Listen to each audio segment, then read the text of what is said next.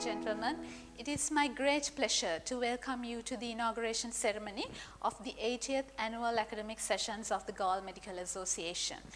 The Galle Medical Association, with its long-running history of contribution to academic achievement, has truly shown its commitment by rising to the demanding task of conducting its annual academic sessions amidst a global pandemic, which is challenging humanity in every possible way. As an adaptation to the current circumstances in the country and in keeping with the health regulations, this year the academic sessions of the GMA will be conducted as a virtual conference with live broadcasting, while bringing together medical professionals and academics of many fields and tiers. To adhere to the COVID-19 regulations, some deviations from our traditional academic sessions were inevitable. To commence with the inaugural proceedings, I now invite you to pay respects to the national anthem.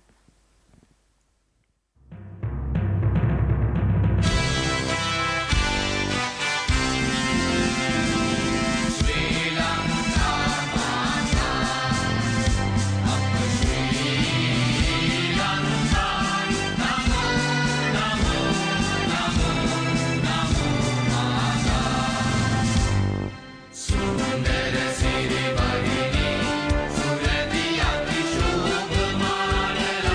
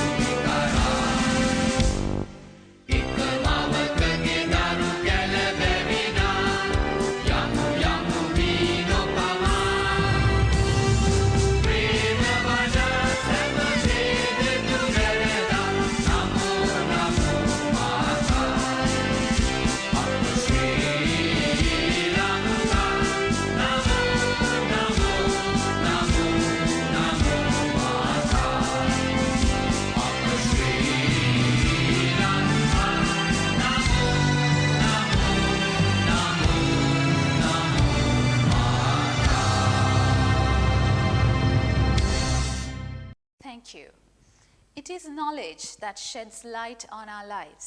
Signifying this, I would like to cordially invite the following dignitaries and representatives for the traditional lighting of the oil lamp. Chief guest, Professor M.D. Lamawansa, Vice Chancellor, University of Peradeniya and Professor of Surgery, University of Peradeniya. Orator GMA 2021, Professor Saroj Jayasinghe, Emeritus Professor of Medicine, University of Colombo and Consultant for the Department of Medicine, Sabaragamu University of Sri Lanka. Vice Chancellor, University of Ruhuna, Senior Professor Sujeeva Amarasena. Dean, Faculty of Medicine, University of Ruhuna, Professor Vasantha Devasiri. Director, Teaching Hospital Karapitiya, Dr. Shelton Pereira. Director, Teaching Hospital Mahamodara, Dr. T.B. Vimalasena. President of the Galle Medical Association, Professor Sampath Gunawardena. Immediate past President GMA, Dr. Kalum Deshapriya. Representing all past presidents of GMA, Senior Consultant Dr. M.K. Raghunathan. President-elect of GMA, Dr. Krishantha Jayasekara. Joint Secretaries GMA, Dr. Upeksha Liyanage and Dr. Varsha D'Souza. And a medical student to represent future GMA, Mr. Sandaru Salvatura of the 40th batch. Thank you all for illuminating the occasion. Next, I respectfully invite the President of the Galle Medical Association, Professor Sampath Gunawardena, Professor of Physiology, Faculty of Medicine, University of Ruhuna, to address the gathering. Very good evening to all of you. Chief guest, Professor M.D. Lamawansa, Vice Chancellor, University of Peradeniya and Professor of Surgery, University of Peradeniya. Let me very warmly welcome you to the inauguration of the 80th Annual Academic Sessions of the Galle Medical Association. Orator, Professor Saroj Jayasinghe, Emeritus Professor of Medicine, University of Colombo and Consultant for the Department of Medicine of the newly established Faculty of Medicine of the Sabaragamu University of Sri Lanka. Let me warmly welcome you also to this very important event of the Galle Medical Association, sir. Past Presidents of the Galle Medical Association, Vice Chancellor, University of Ruhuna, Dean, Faculty of Medicine, University of Ruhuna. Directors of Teaching Hospital Karapitiya and Mahamodara, Consultants of the Teaching Hospital Karapitiya and Mahamodara, Executive Committee members of the Galle Medical Association, Administrative staff of the Faculty of Medicine, members of the Galle Medical Association, other distinguished invitees and dear medical students.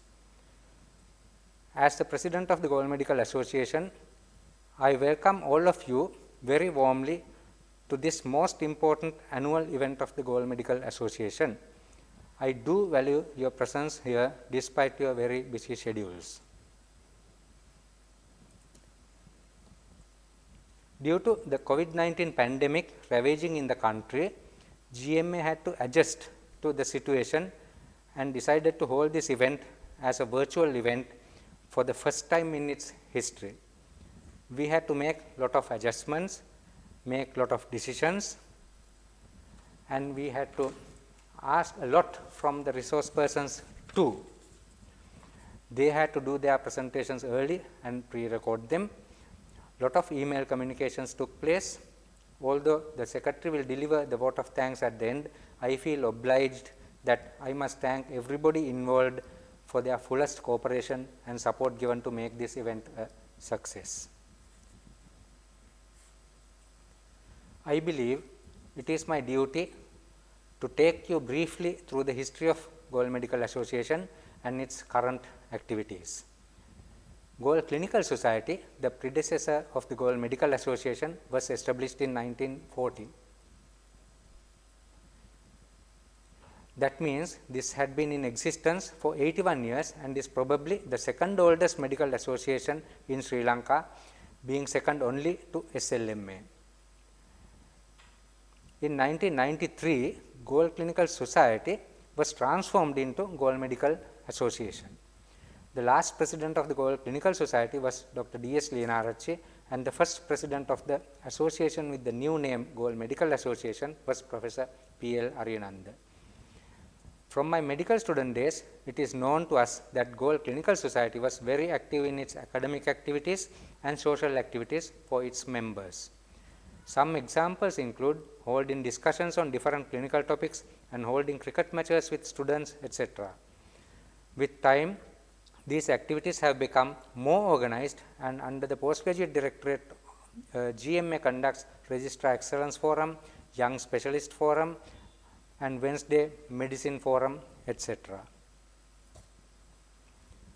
GMA had a good liaison with the PGIM for its library activities. From time to time, GMA holds webinars. We had 2 webinars on COVID-19 this year. From this year onwards, we started a new activity, Glimpse of Health in South, to enlighten the members on new investigations and treatment modalities available in GOAL. Further, we plan to conduct multidisciplinary clinical discussions starting from this year. This year, we managed to have doctors versus medical students cricket match in April. Unfortunately, we had to cancel the Aluth Avrudu event. I think I fail in my duty if I do not mention few words on the GMA COVID fund. With the surge of hospital admissions in May this year, GMA decided to start a fund to help COVID care wards in GOAL. We raised more than 1.1 million rupees and donated many items, including high flow oxygen delivery machine with humidifier, generator along with the wiring system, mattresses, furniture, UPS, sound systems, and many more needy items to COVID wards and the ICU. We continue to seek more donations and support the wards further. Ladies and gentlemen, the theme for the year and the academic sessions is sustaining healthcare amidst challenges. With the increasing ferocity of the COVID-19 pandemic, the theme became more relevant day by day. With ever increasing number of COVID hospital admissions, it has become a real challenge for our healthcare system to cater for these patients while maintaining routine healthcare services for other categories of patients. I am sure other speakers, including the chief guest, orator, and the resource persons of the symposia on COVID-19 will talk on some of these challenges. Hence, I decided to talk on something that goes beyond the theme of these academic sessions in this latter half of the President's address. Being a physiologist with an interest on respiratory physiology, I thought of discussing the environmental changes and the quality of air and the possible effect of these changes on the humankind. The global environment is changing due to human activities over many centuries. Most rapid environmental changes started to happen probably after the Industrial Revolution. The first Industrial Revolution began in UK and spread to rest of the Europe and US from around 1760 to 1840, involving development of textile industry and steam engines. You may see that it has started in England and gradually spread across Europe. The second Industrial Revolution took place from around 1850 to 1917, mainly involving USA with the development of steel industry and automobile industry.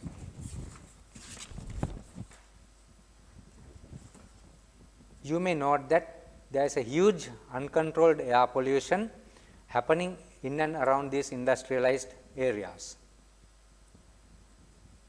Unfortunately, we all share one atmosphere. Due to air currents and weather systems, a pollutant produced in one place may reach faraway places.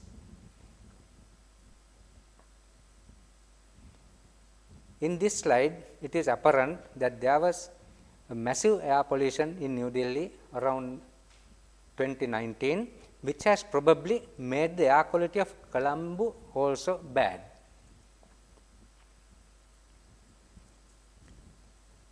Few words about the greenhouse effect, which can lead to global warming. With the Industrial Revolution, carbon dioxide levels in the atmosphere rose from 280 parts per million to 400 parts per million. Similarly, another greenhouse gas, methane levels, rose more than doubled. Cattle industry may be responsible for this, as a cow produces about 70 to 120 kilograms of methane per year, which has greenhouse effect equal to the amount of carbon dioxide produced by burning 1000 liters of petrol per year. Now, you may start wondering which is better, to drive around in a bullock cart or a petrol vehicle. This is a diagrammatic representation of how much methane is produced by a cow. From a western cattle, it is about 120 kilograms per year.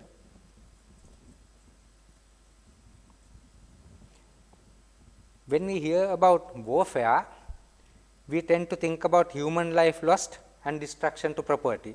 We never discuss the environmental pollution it causes. We have missiles and missile defense systems, or anti-missile batteries. When these get activated, they fire a series of anti-missiles to intercept the incoming missile.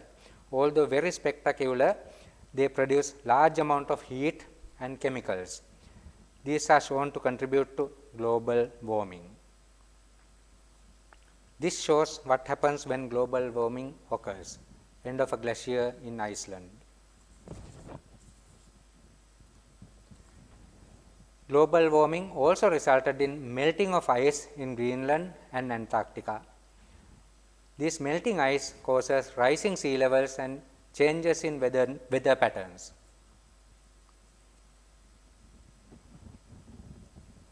Humans began reaching the space in 1957 when Soviet Russia launched the Sputnik 1 satellite. Ever since, there are thousands of rockets reached the space for various purposes, like satellite launches to crewed spacecrafts. Each time a spacecraft goes to space, it goes through the stratosphere where the protective ozone layer is located. Rockets use supercooled methane and liquid oxygen as fuel. They directly release substances which can damage the ozone layer. Now, with businessmen eyeing space tourism, the damage to the ozone layer may become accelerated. Even fighter jets travel above the ozone layer. With the depletion of ozone layer, we lose the protection it offers from UV rays.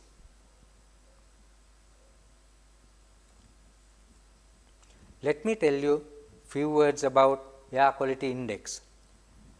This measures 5 pollutants and convert it to a number ranging from 0 to 500.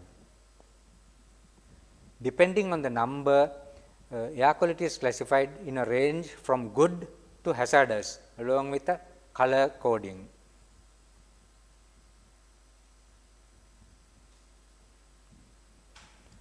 Recent numbers from Beijing, New Delhi and Colombo show that air quality index is hazardous in Beijing and New Delhi, while in Colombo it is unhealthy.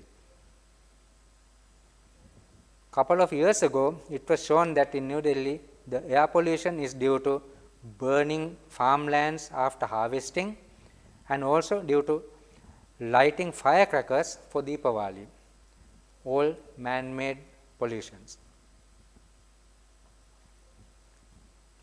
Dear colleagues, I have taken you through some facts that we may not think about usually. With all these man-made problems, we may end up running into healthcare issues in the future, probably of unimaginable magnitude. These include various respiratory system related diseases, cancers of skin and elsewhere, natural disasters, etc. Unless we think about these man-made issues now and start remedying them now, we may end up in a catastrophe much more severe than COVID-19 pandemic. I must thank the audience for listening patiently. My special thank goes to the chief guest and the orator for embracing this occasion. I must thank the GMA committee, especially the co-secretaries, editors and others who contributed in making this event a success. I must thank my wife Vajira and my daughter Anjali for bearing with me during the lead up to this event. Thank you very much. Thank you very much, sir, for your thought-provoking speech. Next in line is the keynote address. I respectfully invite the President, GMA 2021, Professor Sampath Gunawardena, to introduce the keynote speaker to the audience. I consider it an honor and privilege to introduce the chief guest of the inauguration ceremony of the 80th annual academic sessions of the Gold Medical Association, Professor M.D. Lamavansa, the Vice Chancellor of the University of Peradeniya and the Professor of Surgery, Faculty of Medicine, University of Peradeniya. He also serves as a general and pediatric transplant surgeon at the Teaching Hospital, Peradeniya. Until few weeks ago, he served as the Sri Lankan ambassador to the Russian Federation, concurrently accredited to Armenia, Belarus, Moldova and Uzbekistan. He is currently the president of the SARC Surgical Care Society also. Professor Lamavansa has obtained his MBBS degree with a second-class honors from the Faculty of Medicine, University of Ruhuna. His professional and postgraduate qualifications include MS General Surgery from University of Colombo, PhD from University of Western Australia, and FRCS Edinburgh. He has honorary fellowships from the Association of Surgeons of India, College of Surgeons of Sri Lanka, College of Physicians and Surgeons of Pakistan, and Association of Minimal Access Surgery of India. He has held many important administrative posts in the past. He was the founder dean of the Faculty of Medicine, Wayamba University of Sri Lanka in 2018-2019 period. He was the Dean, Faculty of Medicine, University of Peradeniya from 2012 to 2015. In addition, he was the head of Department of Surgery and the founder head Department of Nursing in the University of Peradeniya. Professor Lamavansa was a past president of the College of Surgeons and served as the secretary of the College of Surgeons for 4 years. In addition, he has served as a member of many nationally and internationally recognized committees. Further, he served as an examiner for PGIM as well as many foreign postgraduate examinations in surgery. He has 20 publications in peer-reviewed journals and over 75 abstracts to his credit. Sir, it is an honor to have a person with such a vast experience as the chief guest of the 80th annual academic sessions of the Gold Medical Association. Let me cordially invite you to deliver the keynote address this evening. Over to you, sir. A very good day to all of you. Professor Sampath Gunawardena, President of the Gold Medical Association, past presidents, council members, orator Emeritus Professor Saroj Jayasinghe, Vice Chancellor, University of Ruhuna, Senior Professor Sujeeva Amarasena, Dean Faculty of Medicine, Professor Vasantha Devasiri, Dr. Shelton Pereira, the Director of the Teaching Hospital Karapitiya, Dr. T.B. Vimalasena, Director, Teaching Hospital Mahamodara, friends, ladies and gentlemen. It is a singular honor bestowed on me to have been invited as the chief guest at the inauguration of the 80th annual academic sessions of the Gold Medical Association. It is especially so as I am the first graduate, as I understand, from the Faculty of Medicine Galle to have received this honor. As a student of the second batch of Ruhuna, I have benefited immensely from the vibrant evening discussions conducted by the Galle Clinical Society, the forerunner of the Gold Medical Association, initially at Mahamodara Hospital and thereafter at the Karapitiya premises. Since then, I have witnessed, although from a distance, the transformation of Galle Clinical Society into a very active medical association under the able medical fraternity, some of whom are the greatest medical teachers and practitioners of our time. Rather than talking on a medical topic, I decided to choose a theme on which we tend to think that we know, but by and large poorly understood or practiced. The topic, seeing problems from different perspectives, can we do better? If this is rephrased slightly, it would read as trying to understand the perspective of others in one's day-to-day personal and professional lives, and it is called perspective taking. Why did I select this theme? Decision to choose this theme is strongly related to the ethos required in my previous job, without which I would have blundered as a diplomat, and now equally or more importantly, to interact with well-groomed academics of different sizes and shapes, numbering over 1,200 and over 2,400 non-academics, 40,000 and 14,000 undergraduates, 4,000 postgraduates, and several other stakeholder groups, including those intrusive into university lands. I'm making some valiant efforts in my present job to be successful in perspective taking, despite being a surgeon.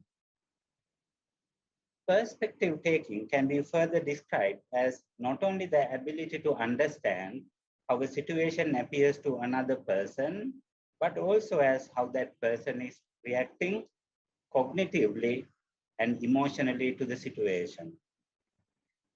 The following quote by an American investor philanthropist, Charlie Munger, I quote, I never allow myself to have an opinion on anything that I don't know the other side's argument better than they do, highlights the need to understand the other better than they do.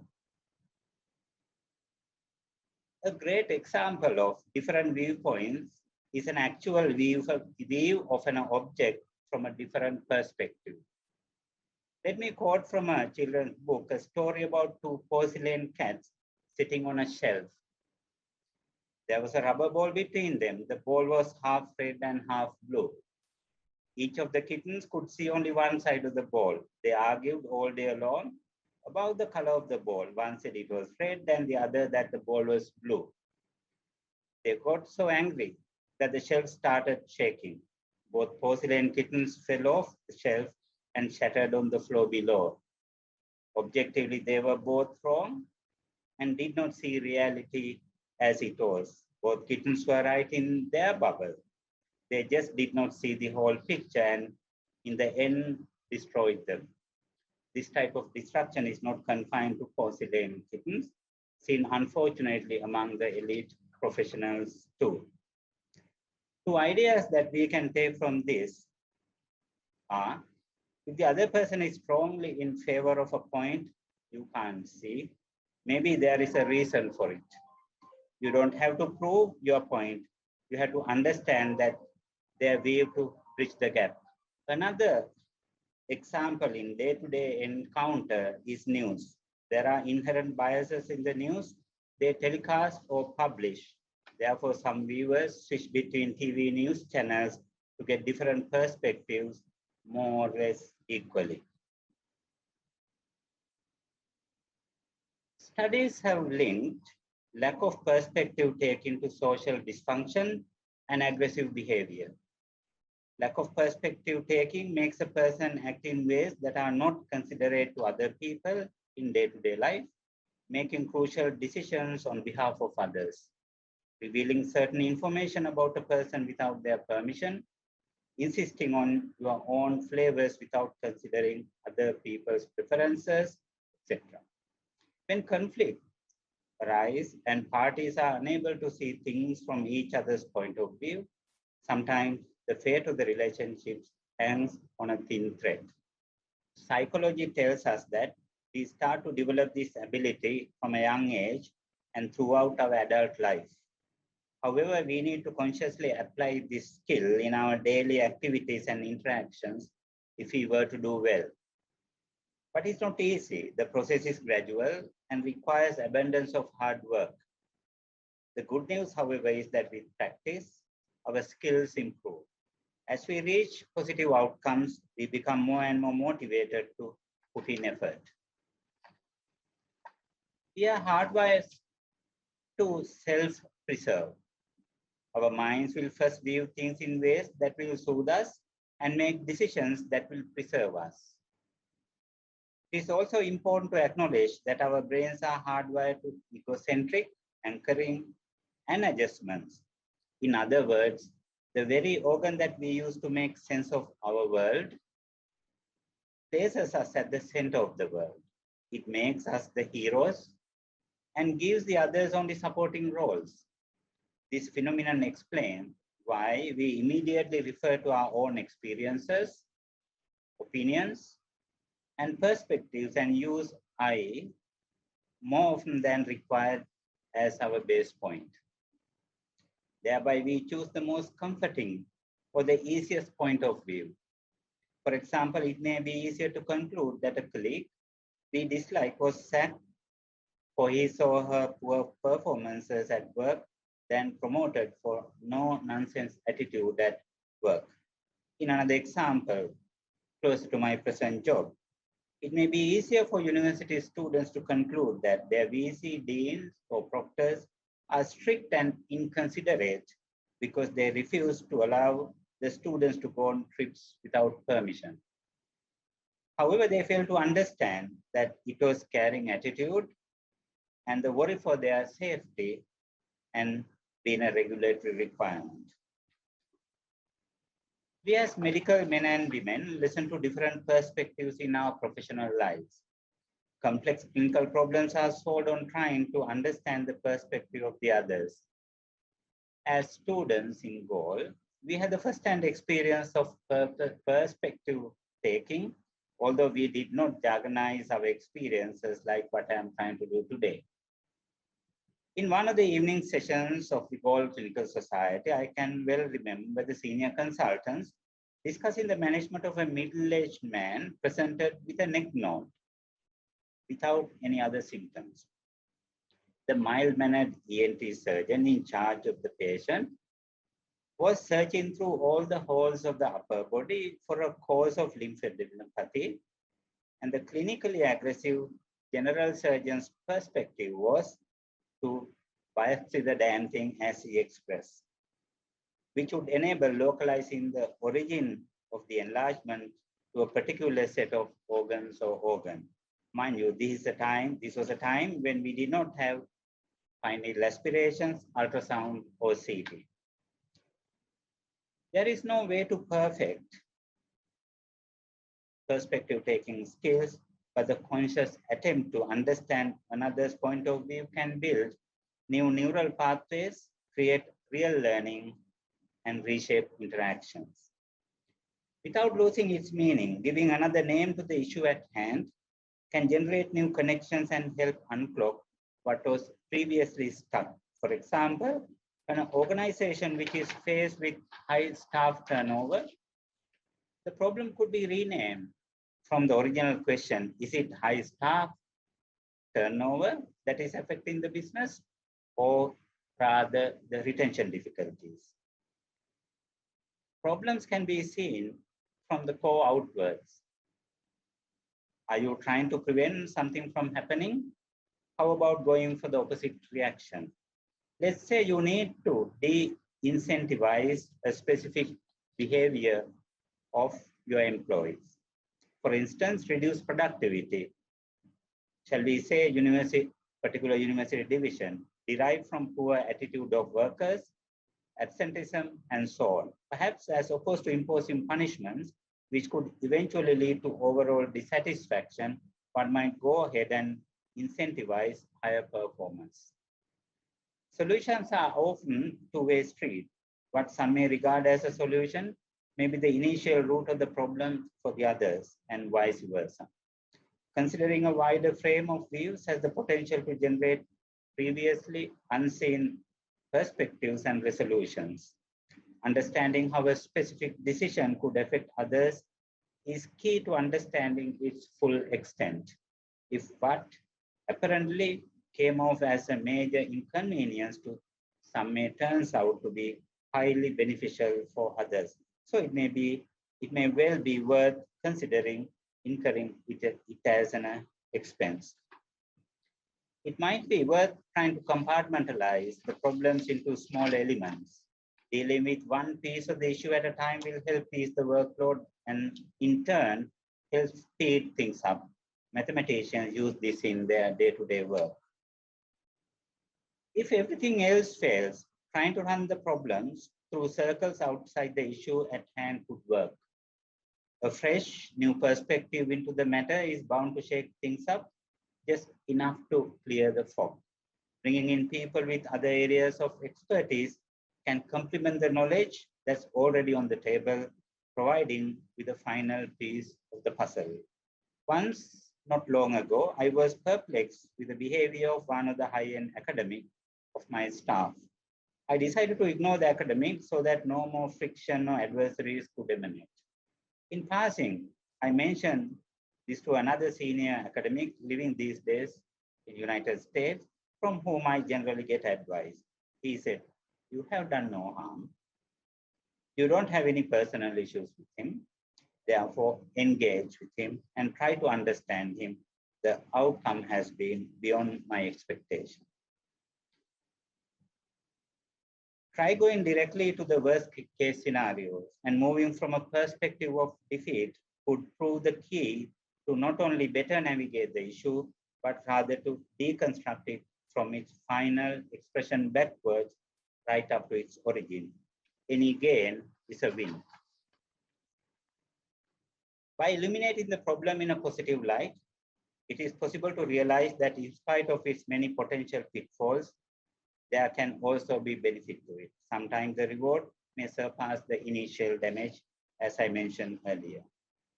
Let's just go back to the chaotic example of allied health sciences degree programs started way back in 2006-2008 period. There were gross misunderstandings. Despite promising benefits, different perspectives among stakeholders led to a chaotic situation in the country. We failed to arrive at a compromise solution, and consequently, we, wearing white overcoats and gowns, surrendered our opportunity to take decision to those wearing black robes. Training in perspective-taking skills requires some level of observation, comparison, discovery, deducing, communication, interaction, and even meditation. Not many people will readily do such just to get another point of view. It is mentally heavy and discomforting. For example, a person that has never been poor or discriminated against might find it difficult to see or understand the perspective of people in that situation. And also, sometimes we fear that we might have to forego our own perspectives in adapting someone else's. Adapting a different perspective can sometimes be difficult, as accepting that one's view as wrong is emotionally discomforting as well. Imagine if in a non-progressive situation, you were able to pause, take a deep breath, and try to imagine things from their point of view. Then through understanding and effort, you could have a fruitful discussion instead of a heated argument. Using what the power or force, using whatever the power you have or force to bulldoze others is most destructive and never be constructive.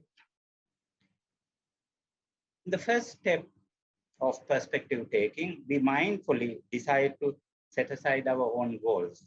Instead, we purposefully center the perspective of the other person. We let go our egos. We decide instead to engage with their lived experiences and the way they perceive the issues. If you can see the motivation behind the arguments on the other side, you will be better equipped to offer solutions that satisfy their needs. You do not have to agree with their point of view. You may think their position is wrong or stupid or both, but before you understand, you cannot work out the solutions. Through this process, we understand how others perceive the issue. In this step of ideate, we imagine several possibilities. We work through the common obstacles to perceive perspective taking. Then we navigate around them to see the other person clearly and imagine how they might be thinking about the situation. These are assumptions. They may not be the truth, but they are as close as we can get. After hypothesizing, which is a light hypothesis, then we are ready to go for new information about the other person. Now we are ready to engage with them, observe and adjust our assumptions. We have an open discussion. We are curious and ready for insight. Were we able to connect and collaborate with them? If yes, then successful. If not, it's time to go deeper and further to challenge our assumption. Whatever the outcome, the process of perspective taking isn't over. It is a constant cycle of empathy, imagination. Remember that the problems can be viewed from multiple perspectives. Your perspective, the other person's perspective, and the third party perspectives. Whenever you are not sure about a situation, instead of assuming and concluding, it is important to seek clarity. If your partner has said something or acted in ways that call for alarm, withhold judgment, and ask them to explain what they said or their actions before concluding. A major step in developing your ability to see things from different perspectives is to withhold judgment and be slow to conclude. Even if you notice familiar patterns in a situation, do not conclude yet. Benefits of perspective taking are many. I will just only concentrate on the last item, the improved leadership. Leadership is more than just directing people and watching them to do what you have suggested. Whether you are working with a team of handling customers, being able to anticipate their thoughts and interests is important. It helps you to be effective in your biddings and relationships. Perspective taking puts power in check. It enables leaders to see the value of other people aside from themselves. When leaders see value in other people, they are able to reach out to them, and this will earn them more respect and trust among their subordinates. People struggling with low self-esteem and self-worth may not know when and where to draw the line in perspective taking. They may get too worried about the people's point of view. This may result in feeling of self-doubt and insecurities. A person might lose their own perspective. While it is great to see things from different perspectives, learning to evaluate perspectives is as important. A different perspective does not necessarily mean that it is right and yours is wrong. Being flexible about is what is important. In order to start putting this skill to work, we need to motivate. Learning the skill to take perspectives means nothing if there is no propensity or intention to use it. Cultivating the desire to strengthen perspective taking muscle lies in recognizing the importance of it. Perspective taking is linked to the main skills of emotional intelligence, namely self-awareness, self-regulation, motivation, empathy, and social skills. I do not wish to make judgment on our ability as adults or medical professionals in perspective taking. However, suffice to say that I have met well-trained school children in this country and abroad who are better than us. The students who improve their perspective takings are better able to do many things, and they are certainly very well skilled in social matters and social interaction. As practicing medical professionals, when we carefully think of patient-centered communication is nothing but centered on perspective taking.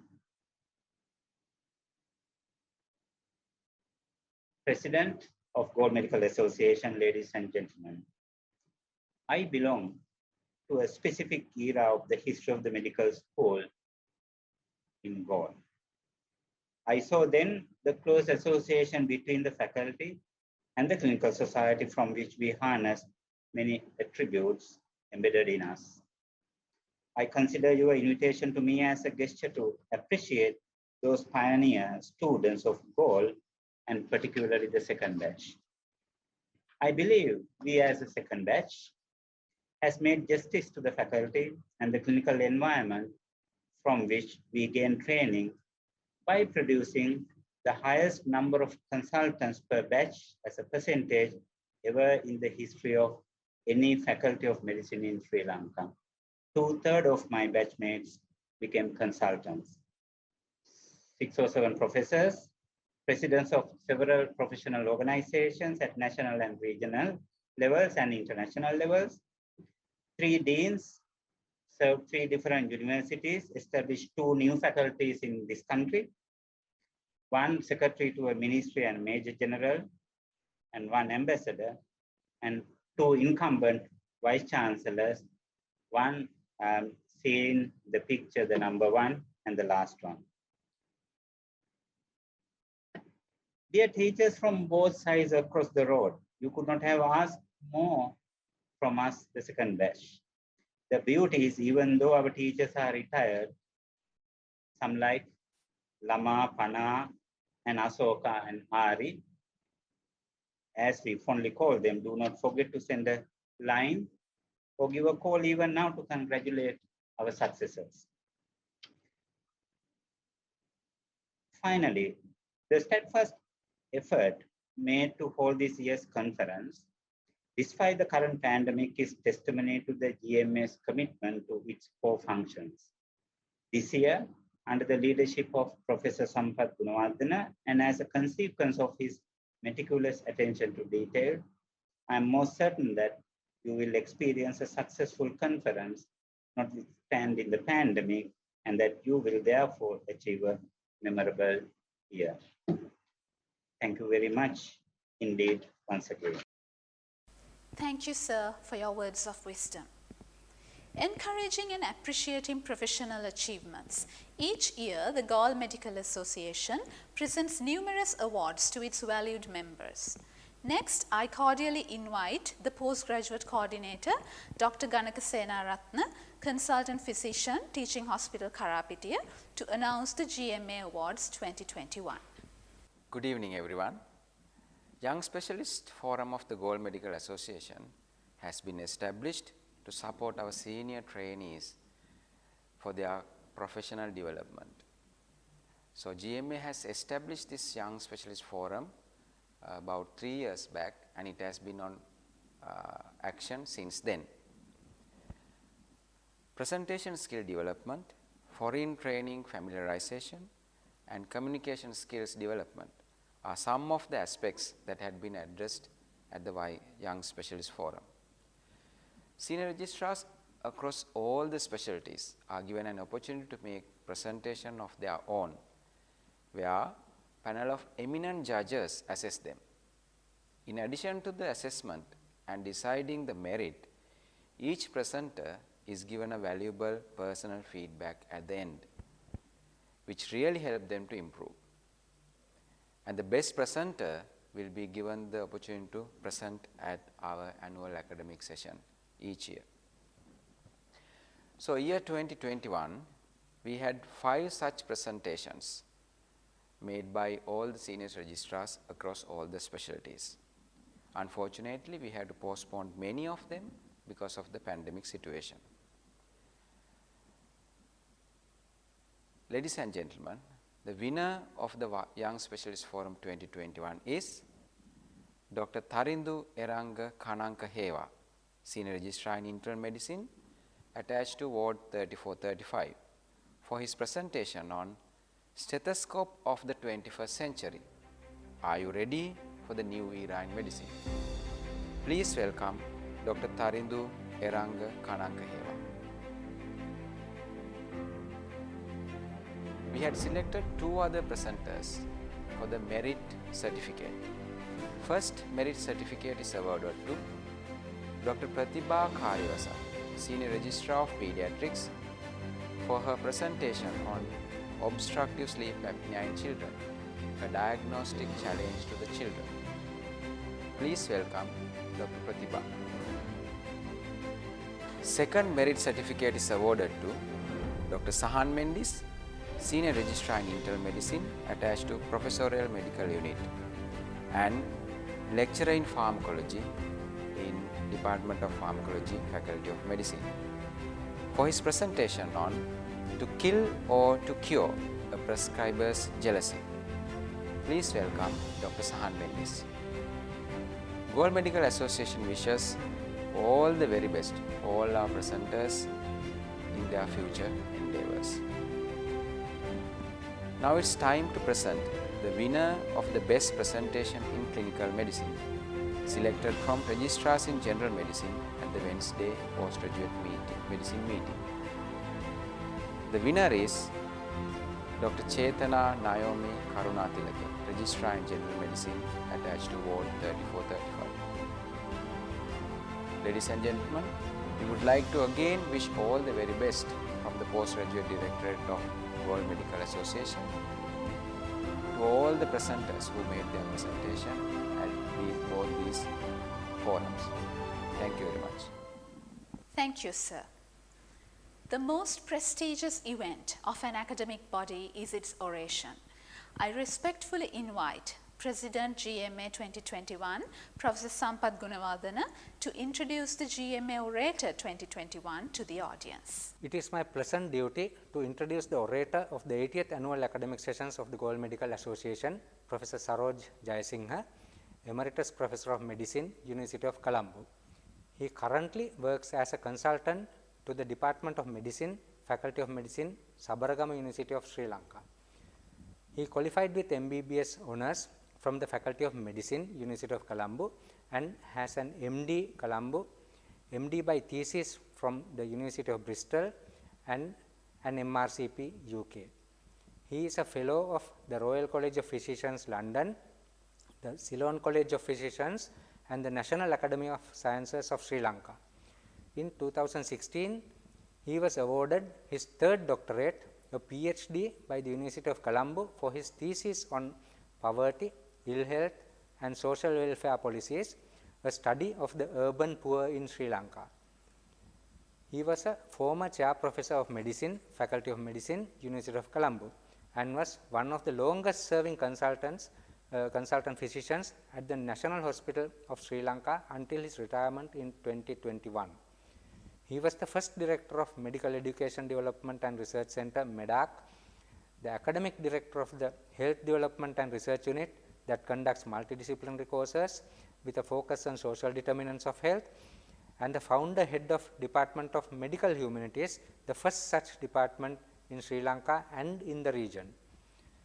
He initiated the International Conference on Medical Humanities in 2018, the annual Colombo Medical Congress in 2020, and has held numerous positions in the faculty, the university, and at national and international levels. He is an invited member of the National Health Research Council and a member of the advisory board of the Center for Bioethics and Humanities of the International Medical University. He is a member of the editorial boards of the Journal of Urban Health of the New York Academy of Sciences, the Ceylon Journal of Medical Sciences of the Faculty of Medicine, University of Colombo, and has over 150 publications in peer-reviewed journals and won several awards.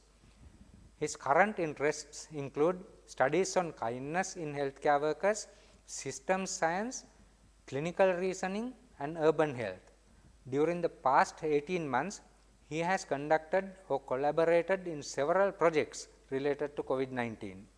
These include describing the origins of the pandemic using systems approaches, working on mathematical models of the epidemic to predict its trajectory, descriptions of the clinical features of the disease, analyzing the ethical issues of the crisis, exploring controversial therapies including Ayurvedic preparations, hydroxychloroquine, and ivermectin, and development of medical devices to assess endothelial dysfunction. During the past 18 months, he has published 14 peer-reviewed papers on a wide range of topics in COVID-19 and advised numerous stakeholder groups and policymakers. Sir, we are honored and privileged to have an invited oration delivered by a person of your caliber. Let me cordially invite you to deliver the oration of the 80th Annual Academic Sessions of the Galle Medical Association.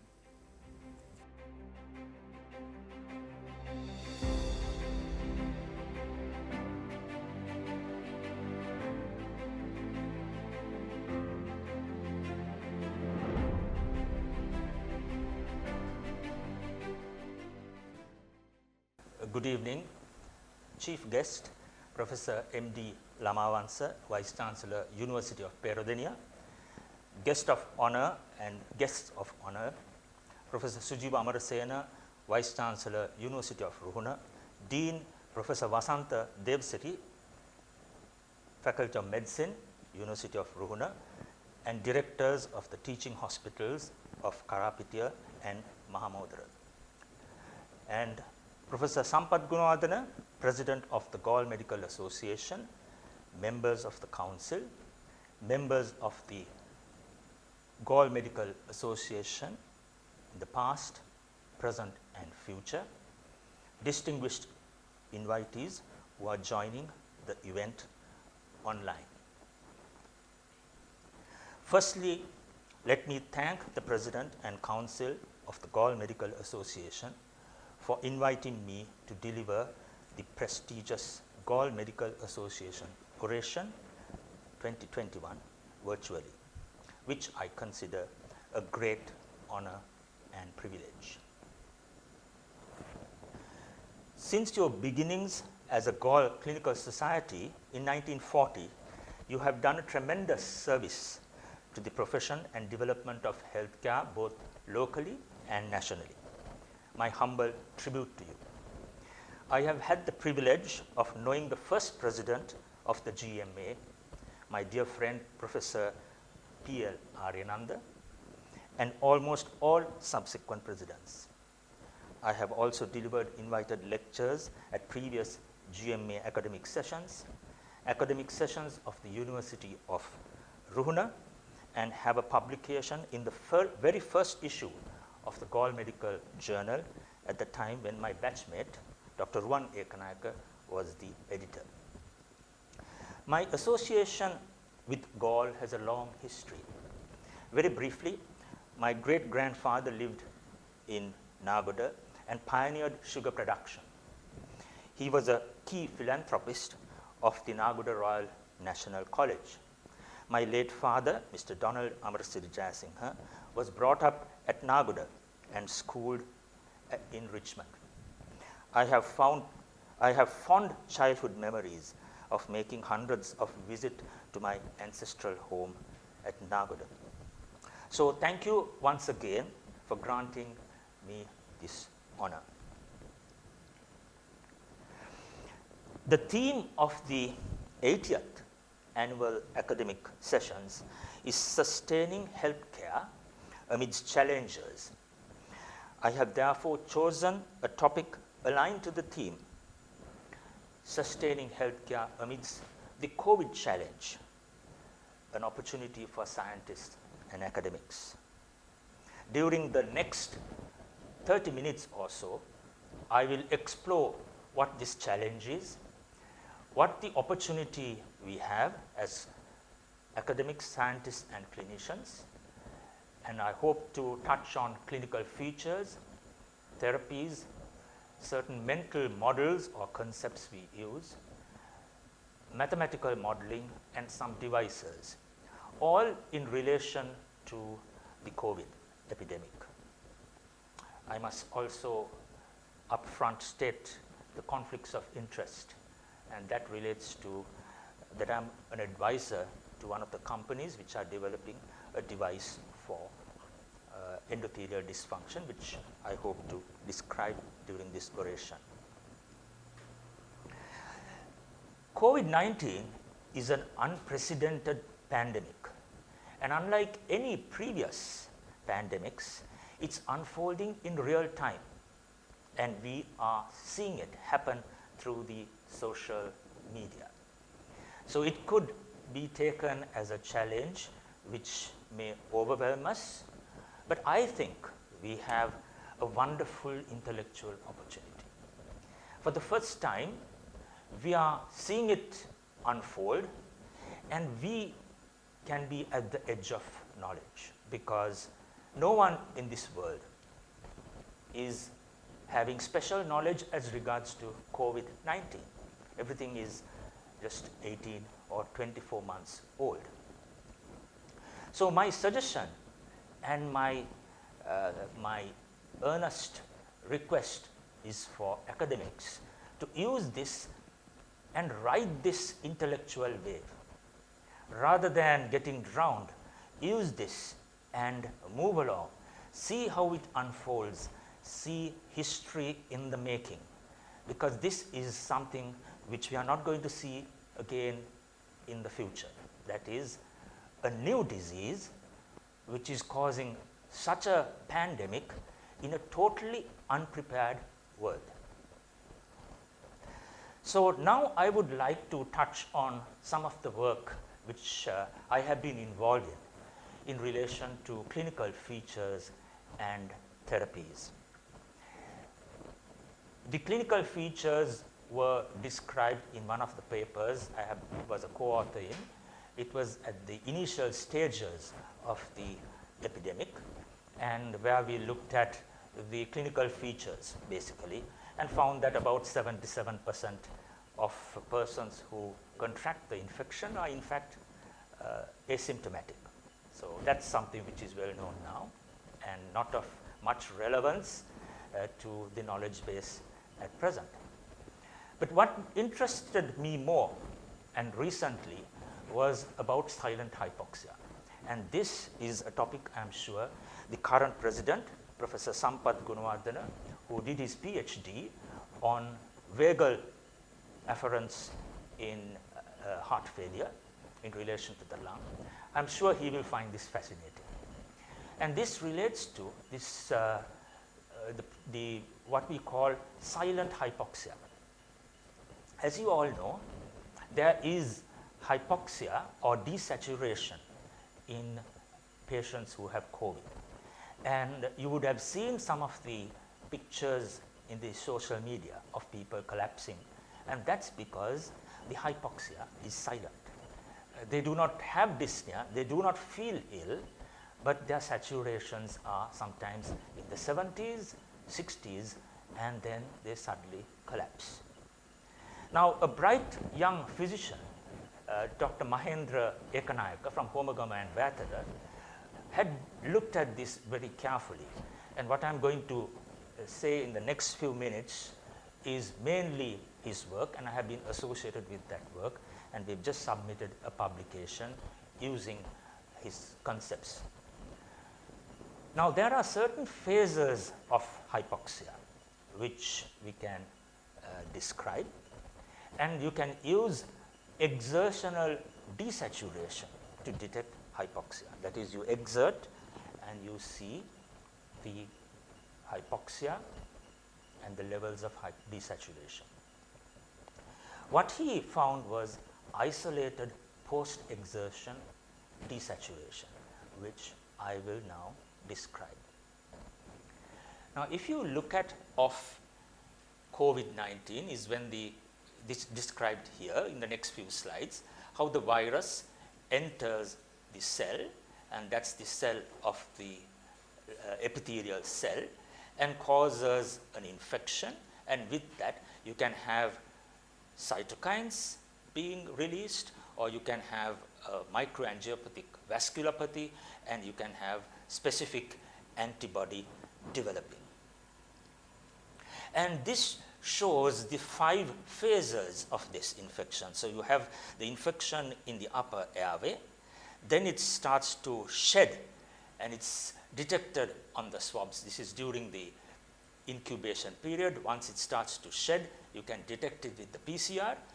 Then it's in the tracheobronchial tree, and then it's found in the bronchial tree, and finally they are invading the endothelial cells as well as the cells, the pneumocytes in the lung. And it's this invasion this is the endothelium, and this invasion causes endothelial dysfunction, and that's where the mechanisms of thrombosis due to platelet activation and complement activation. This also causes vasoconstriction, fibrosis and inflammation, and also a capillary leak with inflammation and subsequent exudation and so on.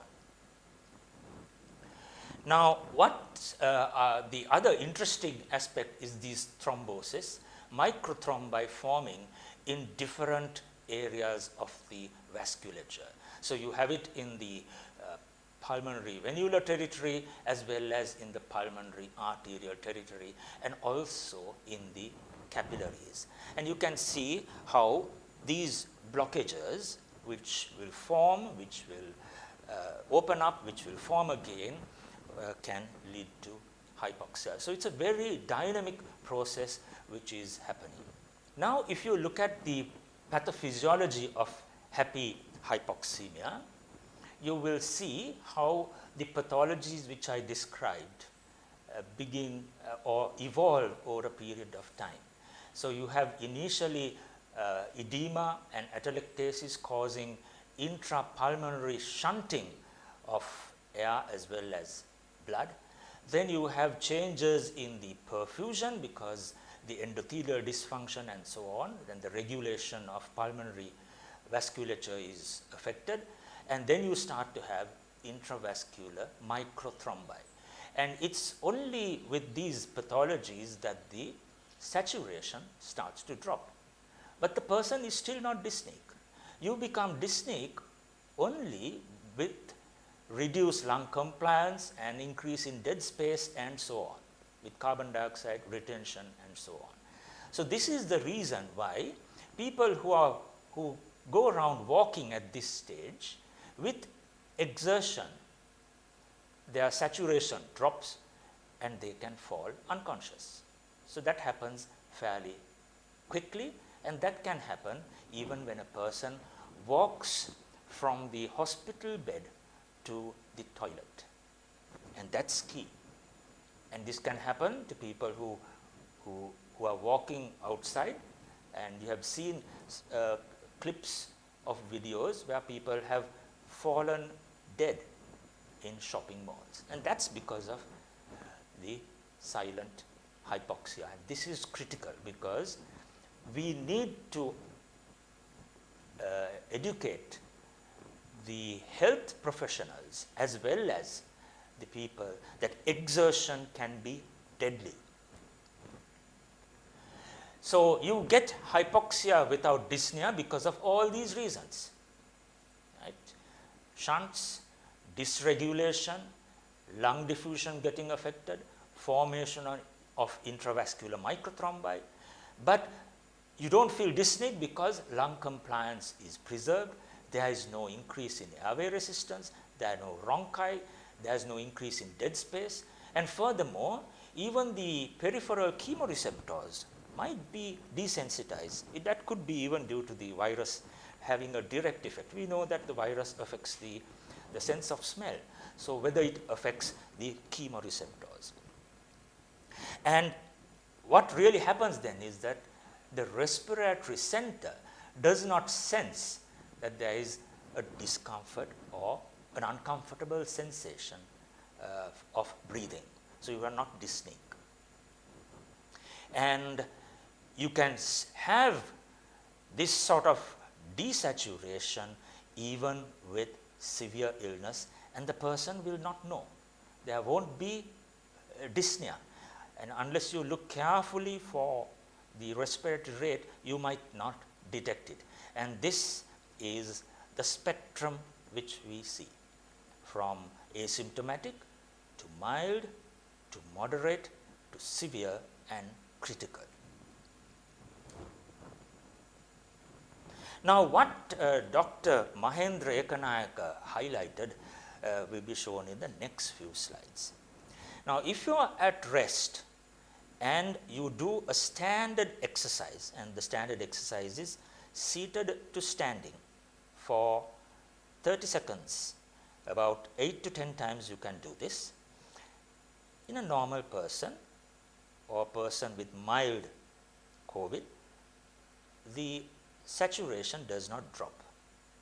So you in the rest stage, the 60 seconds you check, it's above 96. You do it during the exercise, there's nothing. After exercise also, there's no change. But as the pathology progresses, when you are exercising, the saturation starts to drop.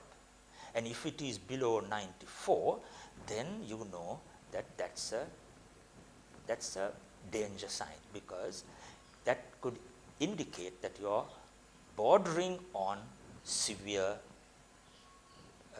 COVID pneumonia. So then it spontaneously, once you stop exercise, it spontaneously comes back. Right?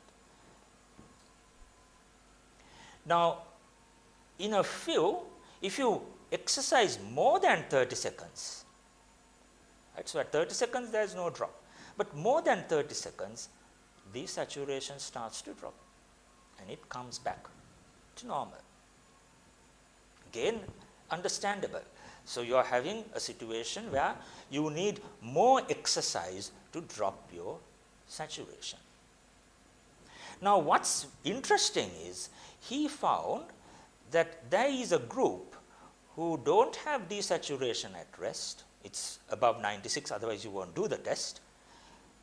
Then for 30 seconds you do the sitting and standing, there is no drop.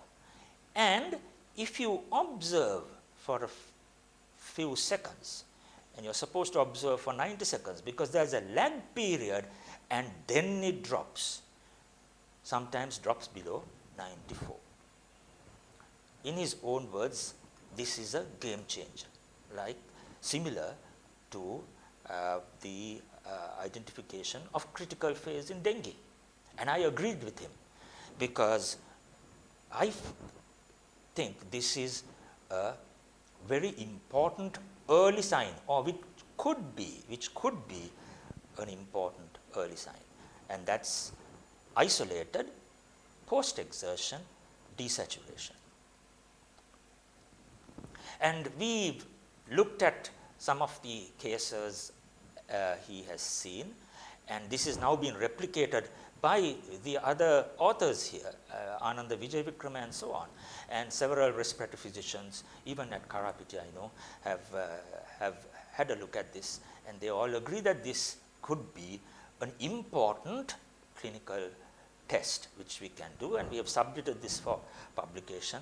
We hope it would get published soon. So that's in relation to clinical features, how a very simple clinical observation can be an important tool in our management. And that's an opportunity which was grabbed by Dr. Ekanayaka. As regards to therapy also, there are several things which we could do. I was involved in organizing this trial among naval personnel, you may remember, where we had an epidemic in Valisara base camp, and we wanted to do a hydroxychloroquine post-exposure study. The protocol was published, the study was conducted, but unfortunately the adverse publicity at that time against hydroxychloroquine meant that most of our subjects had not taken the drugs and we couldn't really analyze the data. The other one was an idea which promoted by Dr. Abhay Gunasekara, the GU surgeon, and of whether antifilural drug diethylcarbamazine could be used. This was again early stages of the epidemic, and we did an extensive literature search, and we felt that diethylcarbamazine, at least we should think of doing in vitro studies to see whether there are effects on the immunology as well as antiviral properties. In more recent times, you would have heard the controversy regarding ivermectin, and I've submitted this paper on how we should be arriving at a decision whether to use ivermectin or not. And I feel that it's more than evidence-based medicine. We should be deciding this based on decision-making theories, such as multiple criteria decision-making theory. Anyway, these are some of the opportunities in therapy which I've grabbed during the last few months. Now, when it comes to concepts and mental models, it's important to realize that we will decide on our studies and the way we treat or manage a pandemic depending on what we have in our mind as a concept or as a mental model. And I've tried to look at 3 areas. One is to explore system science on the origins of the pandemic. How did the virus and why did the virus begin to invade humans? The second point relates to the rapid spread. Why is it or how is it that it spread so widely, so rapidly, and what are the factors? What's the mental model we have? And finally, predict what's going to happen when one day COVID becomes endemic and it's with us. It becomes part of us. And there I've looked at rhizomatic thinking. So let me now go through these briefly. In system science, what we try to look at is how systems function, that is, how interrelated components will function and how they organize themselves.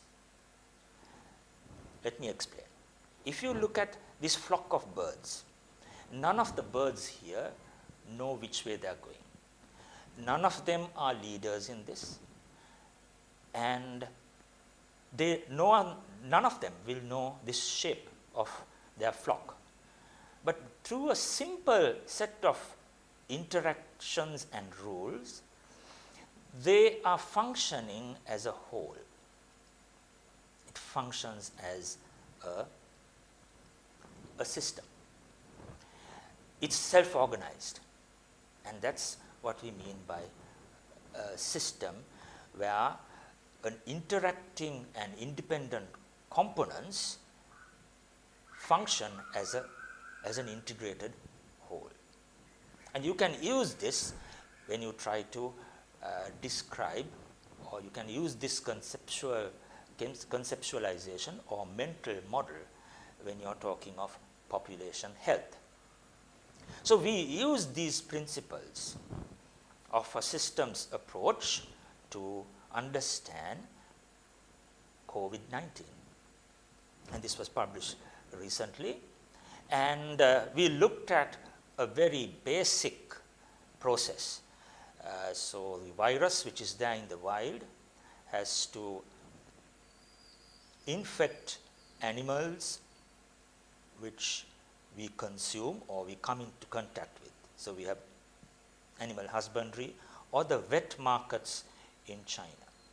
And it's here that they interact with the humans. And when the humans come in contact, you can have local epidemics, or there may be epidemics in animals themselves. So far we haven't had that, though there was a scare with the mink in Denmark, but we haven't had that. But in a future pandemic of another organism, this is a possibility. So it's only when these local epidemics converge, and due to a number of factors, that they will become a pandemic. So we looked at the social and political and environmental determinants of this. And this is shown in this slide. For example, the wet markets. Why do wet markets occur? Because of certain cultural factors. So if you want to tackle wet markets, you have to tackle the cultural factors, either through legislation or education or changing culture, so that behaviors will change and these wet markets will no longer supply wild animals and have a wide mix of animals and animal products in an environment which promotes their spread. If you look at animal husbandry, factory farming, and we know that the number of animals now in captivity for food, for human food, probably is higher than all the other animals in nature. That's the sort of numbers we are talking of. And why do we have animal husbandry? Because of corporate interests, profit motive. So from birth to death, these animals do not leave their factory farm. They don't know what nature is. They are fed here. They breathe here. They are in an artificial environment, and then they are killed. So why is there corporate interest with such huge animal, such huge factory farms? Because of globalization. That's one reason. And why is there globalization? That's decided by global governance, which promotes trade between countries, which promotes reducing customs and duties and promotes interdependency. And one may even think of these to be determined to some extent by the neoliberal capitalist system, which pushes for a profit motive. So there are various ways of looking at it, and we came up with this fairly complex model, and you will see this part about animal husbandry, which I described, and about wet markets, and you will see similar things in other areas, deforestation due to population pressures, overcrowding due to population pressures, and so on. So in other words, we were trying to look at the macro factors which could have generated the pandemic, which could have started off the pandemic. And it's important to know, because if you're really thinking of having some effect here, you'll have to tackle or at least begin to discuss about the global issues that will promote spread if we are thinking of preventing future pandemics. Now, the next area of interest to me was why was there rapid spread? And now we will try to describe this in the fact that people are traveling, people are the world is converging and so on. But I wanted to look at this connectivity from a systems approach and came up with this concept of dynamic physical hyperconnectivity, which has been submitted for publication. Basically, it looks at these systems. Again, these are systems. So I've taken a very simple example here. Imagine there are systems, three systems: the vehicles which are moving around, the ships and the artifacts. You know that millions of cargo are moving around in the world every day. Then you have airlines, which are again shunting millions of people to different destinations across continents. Now imagine a system where the three systems which I mentioned, the vehicles, the artifacts, the ships, and the airlines converge at a given stage. That is, we say you have a situation where there will be certain peaks and troughs in vehicle traffic. Similarly, there will be certain peaks in the transport of artifacts by ships. And you also have a similar situation with the airlines, because the increase in airline transport for example, with the tourist season. So you can look at this, the systems in this way.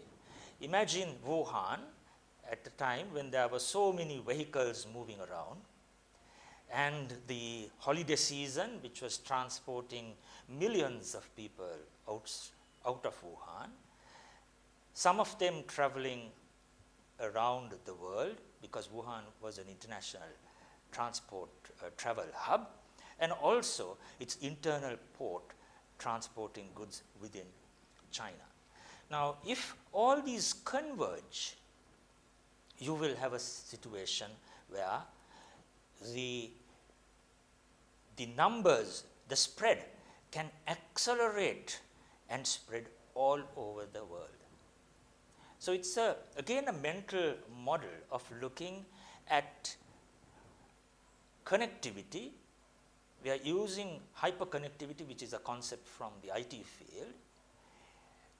The hyperconnectivity is physical objects, either humans or artifacts, or people traveling in artifacts, and it's dynamic because it's changing. So if this concept is true, we should be looking at different ways of modeling it. And that paper also has been submitted for publication. Now, the third area of mental model is about rhizomatic thinking by Deleuze and Guattari, two French philosophers, who looked at culture, saying that culture spreads more like a rhizome rather than a tree. So a rhizome is where you have underneath the soil, you have multiple roots which are interconnected. There is no beginning or end in a rhizome.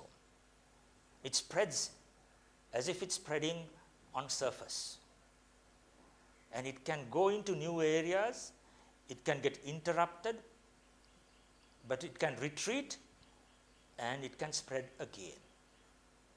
And you will now see, when COVID becomes endemic, that's the sort of picture we may get.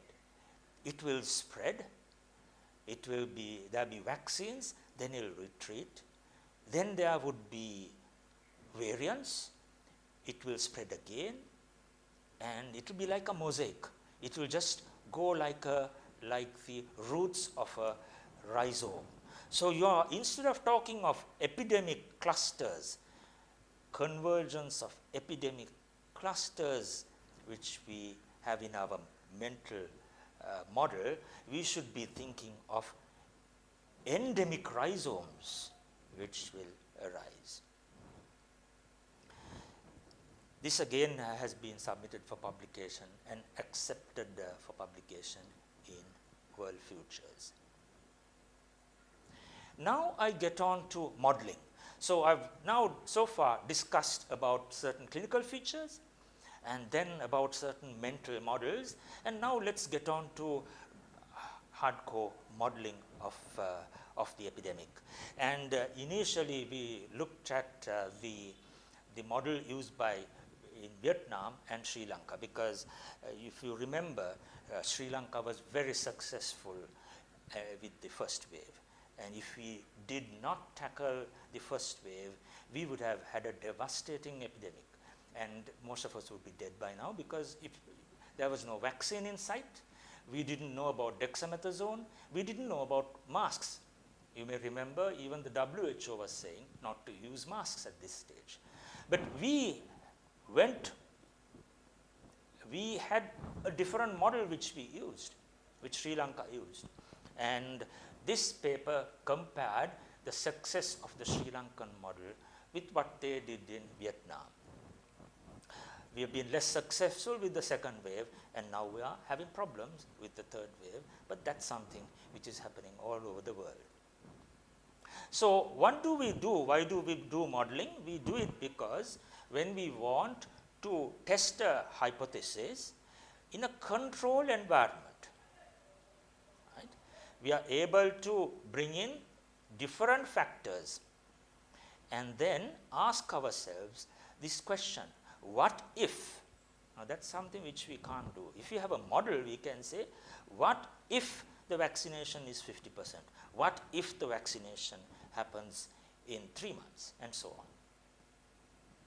And for this, there are different types of models which we can use, and one of the easier models is the compartmental structure, the susceptible, infected and recovered model, or the susceptible, exposed, infected and recovered model.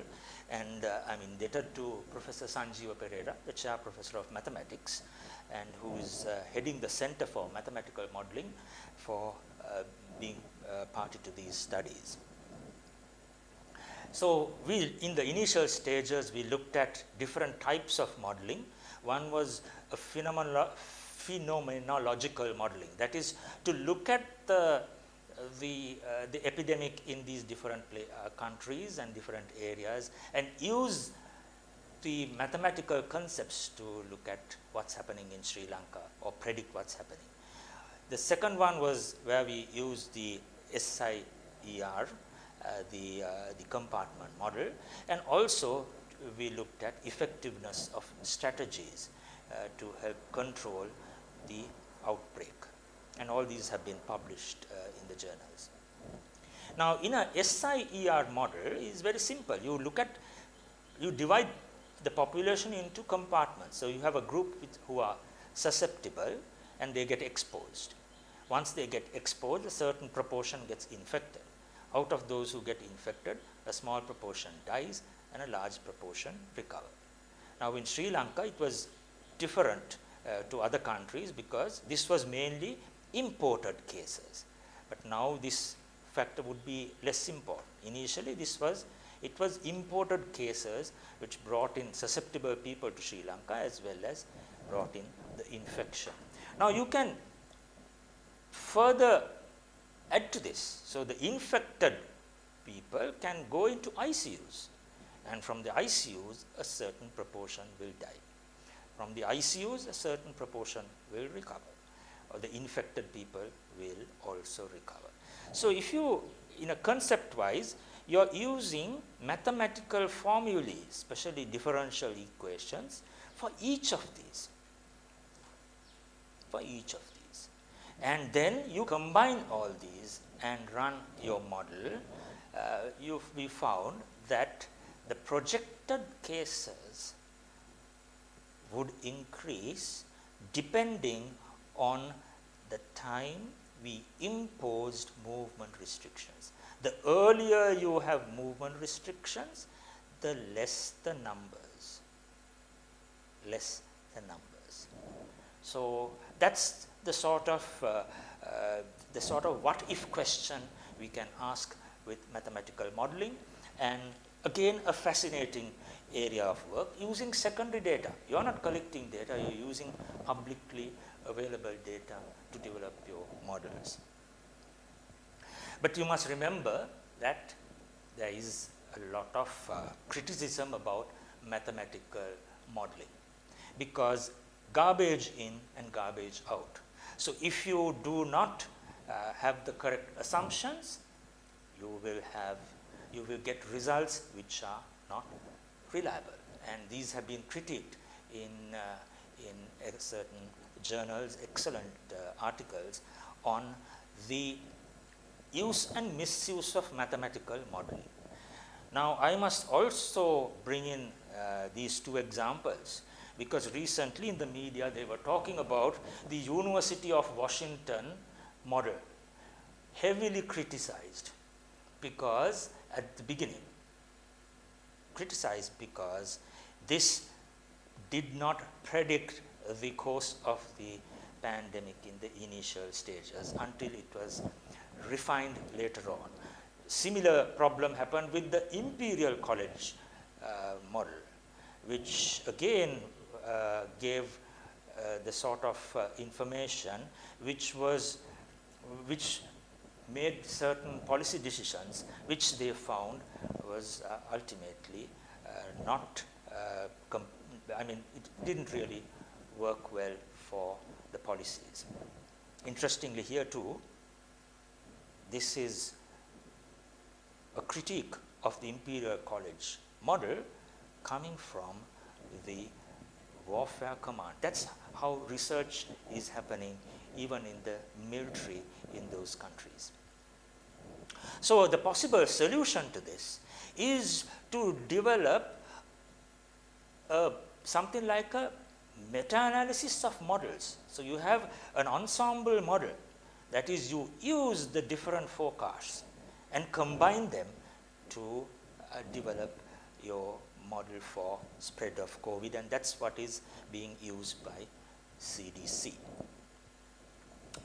So now let me get on to devices, again a fascinating area, because here the hypothesis is whether the endothelial dysfunction which I described in the pulmonary vessels is reflected in the peripheral vessels. And the whole concept was developed by Kirti Korutuakku, who is the CEO of Gendo Innovations. And the basis of it is twofold. One is you look at the waveform, the other is to see the waveform after reactive hyperemia. I'll describe these briefly. That's the waveform, and physiologists and medical people are quite familiar with this, how the systolic phase is there, the diastolic phase is there, and this is something which you see in the arterial and even up to the capillaries. And there is a dichrotic notch which is due to reflection of the wave from resistance or from the branching, and that's the one which causes the dichrotic notch. So the resistance, the flow onto this side brings this wave, and the dichrotic notch is because of this resistance. So you will understand, if there is a change here due to endothelial dysfunction, the dichrotic notch will change shape. So that's used to measure endothelial dysfunction, that is by analyzing the pulse wave. And we look at various parameters of the wave, including this bit, but you can use all the other parameters to see the waveform. And you do this with the photoplethysmography, where there is infrared and it detects the blood flow, very similar to your pulse oximeter. The second method is reactive hyperemia. That is, when you occlude the vessel and release it, there is nitric oxide so on produced, and then there is a post-ischemic, post-occlusive reactive hyperemia. There's a lot of blood which comes and then it goes down. So here is the infrared image, thermal image, right? Cuff, you start to inflate, and then it becomes black almost because there is no blood moving there. Then you release it and there's a lot of blood, and you can measure this, the flow, the reactive hyperemia. This is just to show you the example, but you measure it in a different way. You use the, you occlude the arm and from the blood pressure apparatus, and then you can measure it at the fingertip or looking at the brachial artery. Here you are looking at it from the finger, and you will see if you monitor the blood flow using thermal monitoring, so you are using the fingertip temperature, the temperature will fall because vessels are, there is no blood flowing. And then once you release it, there is blood flowing again, and there is this reactive hyperemia. And these are measures, the angle and the extent of reactive hyperemia are all indicators of endothelial dysfunction. Now, what's unique about the innovation by Gendo, and I am advising them, and it was one of my ideas to develop some instrument for endothelial dysfunction, and it combines both these. You use photoplethysmography as well as digital thermal monitoring. And this development happened when Mr. Kirti Koduthuwakku did this as a final year project. And I was with Dr. Anjula De Silva from University of Moratuwa, helping him, and gave the idea of using endothelial dysfunction. And he has gone to the extent of developing this, doing a pilot study, and also having a patent on the algorithms which are being used. So a pilot study has already been done, which shows that the proof of concept basically, and it's being published and it's been presented in the prestigious, this is a very prestigious conference, the IEE, the IEEE, and it's being presented this year. Now what's interesting to COVID? Well, we thought whether endothelial dysfunction can be used as a novel method to predict severe COVID. And here also, these are medical students who joined with us to write this paper. They were doing an elective in Moratuwa from our faculty, and this paper was published on endothelial dysfunction in COVID. So right now we are in the process of doing a study to look at it. So during the past 30 minutes or 40 minutes, I have looked at the disaster of COVID, which has given us a unique opportunity. And I urge you all to surf the wave. And I've described the wave I've surfed and looked at post-exertion desaturation, looked at certain conceptual areas, looked at certain mathematical modeling, and also about devices.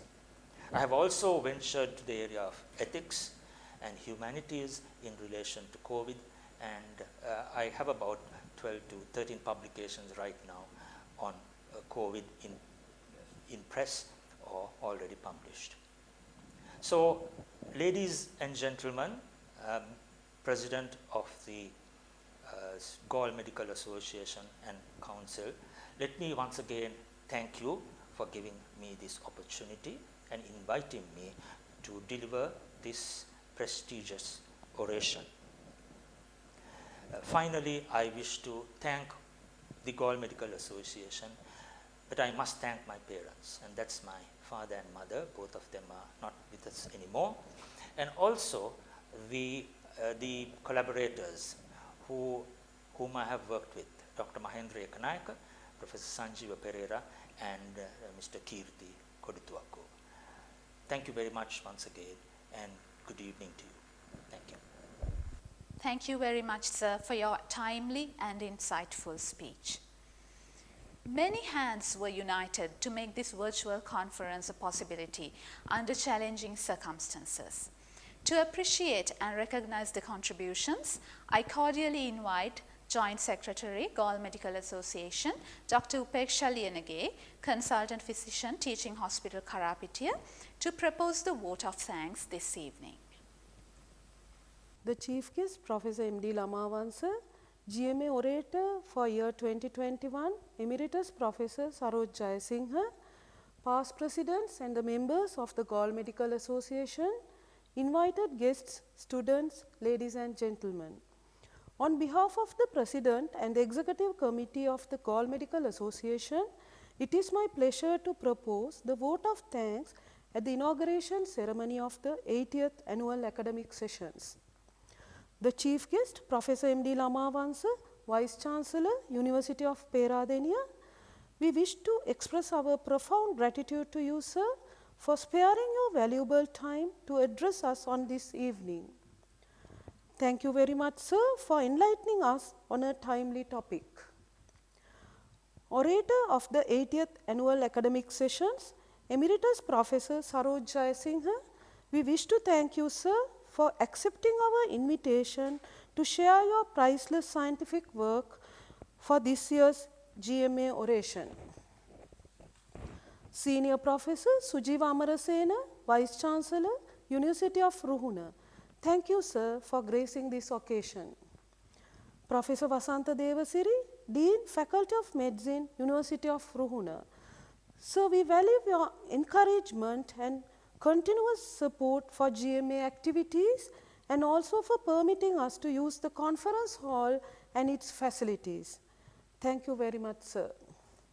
Dr. Shelton Pereira, Director Teaching Hospital Karapitiya, and Dr. T.B. Vimalasena, Director Teaching Hospital Mahamudara, thank you for gracing this occasion.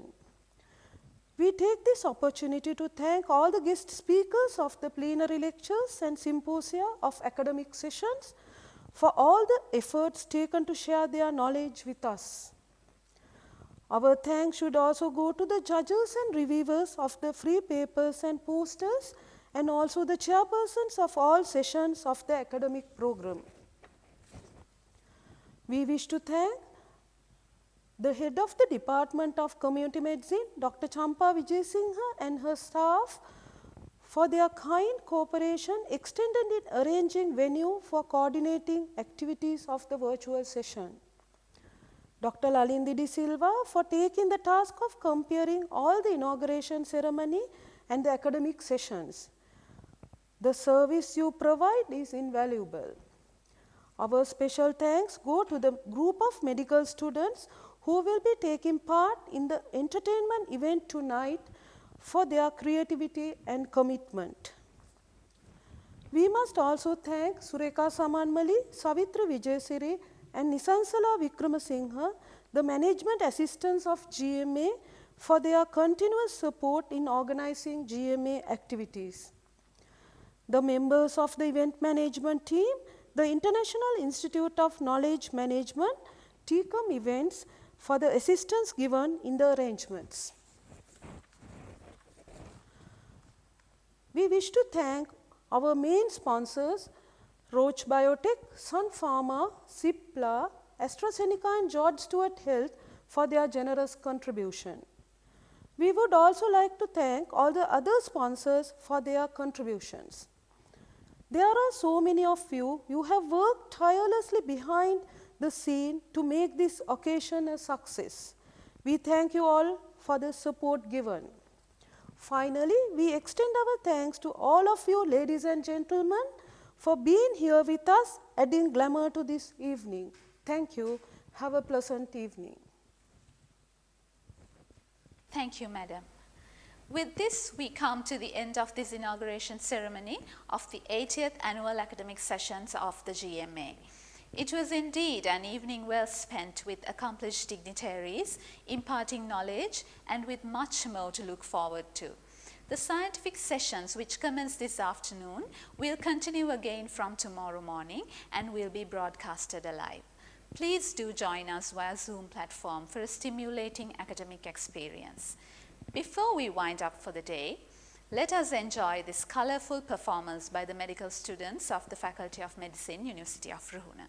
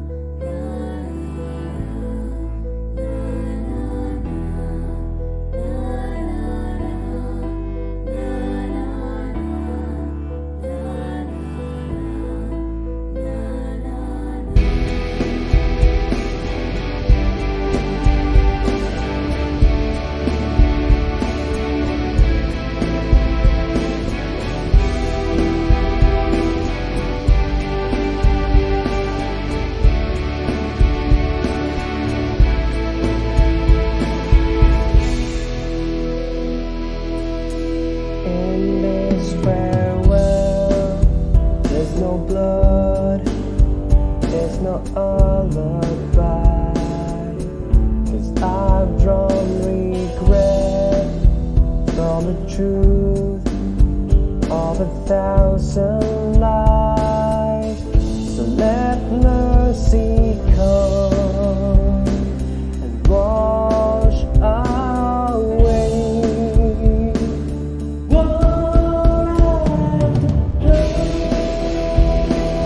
Erase myself, was what I've become. Erase myself, let go of what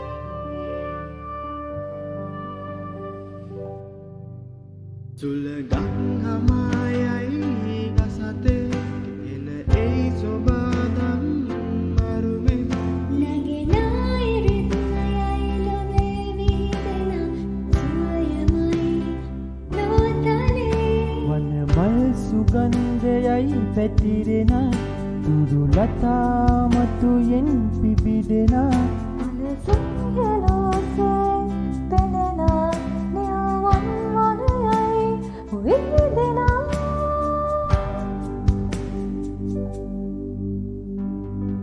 අපටයි මේ නිතලේ මගවේ අපදී සාගරේ නැතුනෑනියන්සේ පුදුනා ලෝකයයි සුපාදමයි අපටයි මේ නිතලේ මගවේ අපදී සාගරේ නැතුනෑනියන්සේ පුදුනා ලෝකයයි සුපාදමයි මේ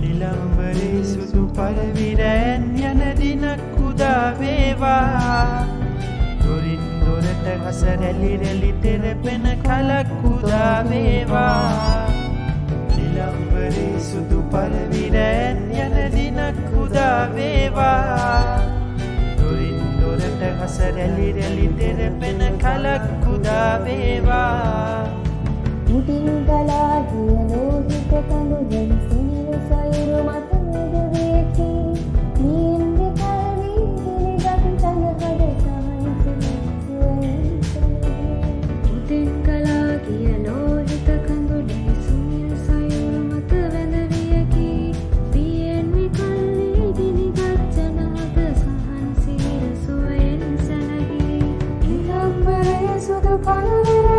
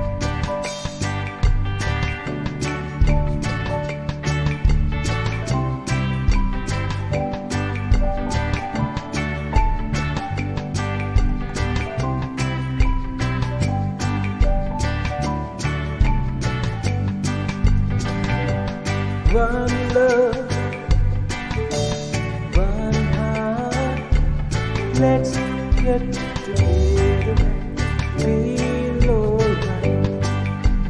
Let's get together and feel alright. Hear the children cry.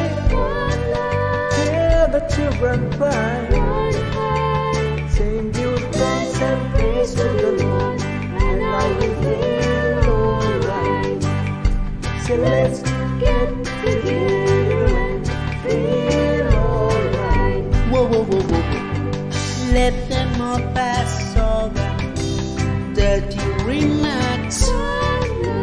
There is one question I really love to ask. Is there a place for the hopeless sinners who has hurt all mankind just to save his soul? Weary. What about the one heart? What about let's get together and feel alright? Let's get together and feel alright.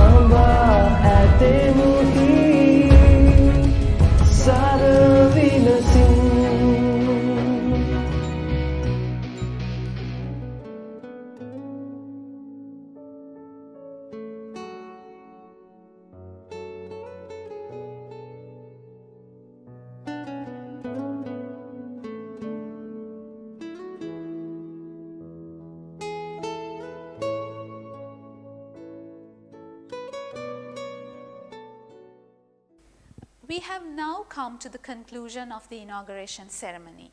Tomorrow's academic program will commence at 8 a.m.